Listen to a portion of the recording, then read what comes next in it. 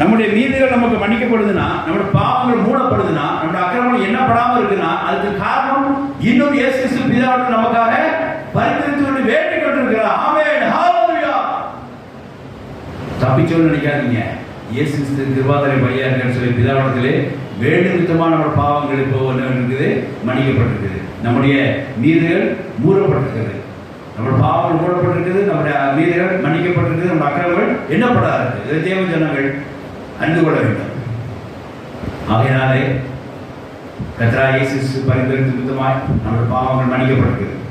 கர்த்தராகிய இயேசு கிறிஸ்து பிதாவிடத்தில் பரிந்துரைத்த விதமாய் நம்முடைய மீதுகள் மூடப்பட்டிருக்குது. கர்த்தராகிய இயேசு கிறிஸ்து நம்ம பிதாவிடத்திலே பரிந்துரைத்த விதமாய் நம்முடைய அக்கிரமங்கள் எண்ணப்படாதற்கு நம்ம ஆவிலே கபடம் இல்லாமல் கர்த்தர் வைத்திருக்கிறார். இது காரணம் கர்த்தராகிய இயேசுவோட பரிந்துரைக்கலாம். அதுக்காக தேவனுக்கு இந்த வருஷம் நன்றி செலுத்துவோமாக. எத்தனை வருஷம் நம்ம பெற்றோர்களுக்கு கீழ்ப்படியாமல், இந்த வருஷம் எத்தனை தடவை நம்ம பெற்றோருக்கு